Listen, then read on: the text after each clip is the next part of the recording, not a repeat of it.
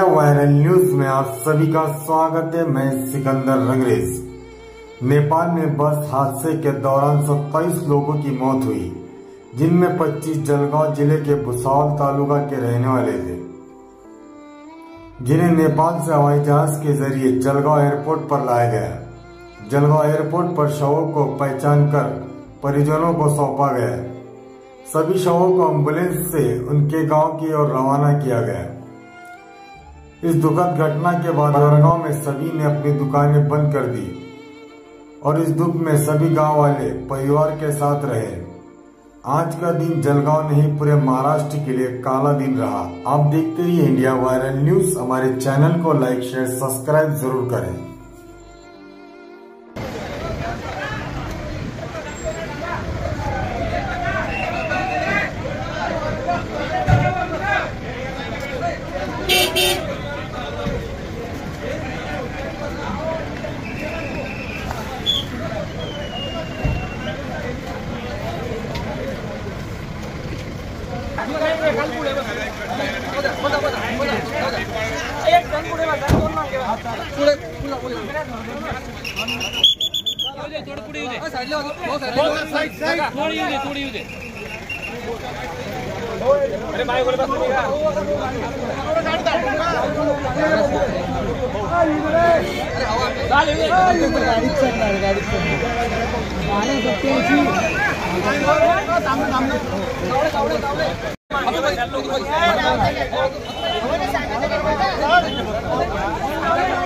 छत्री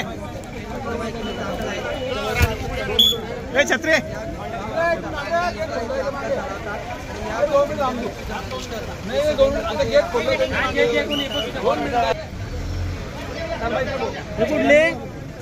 आपला वेळ आहे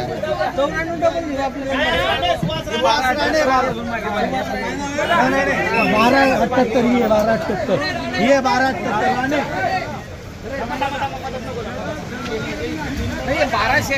1280 दोन वेळे 1278 हे बसा रे गोलूभाऊ बसा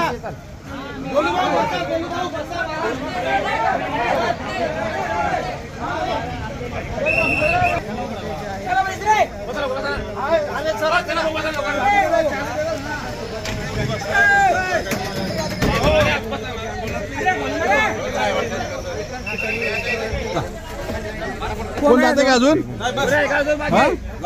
लावू का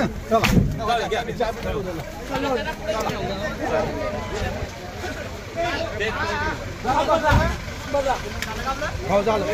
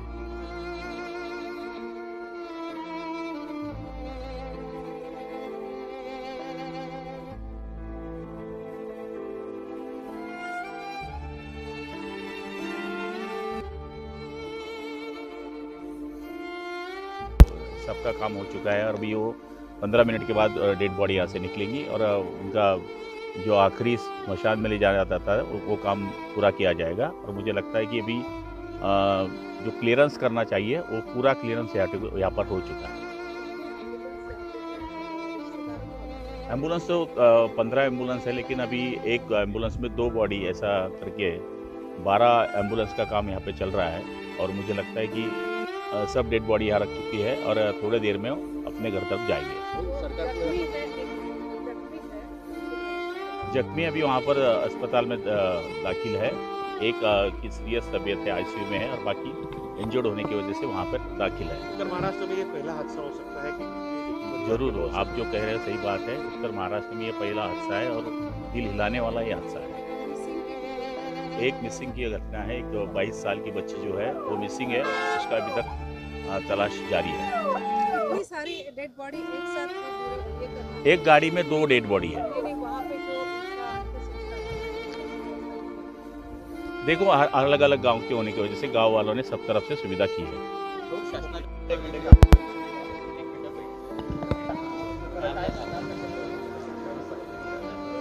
साधारण 7:30 ते 7:45च्या दरम्यान विमान या ठिकाणी लँड होईल असं अपेक्षित आहे।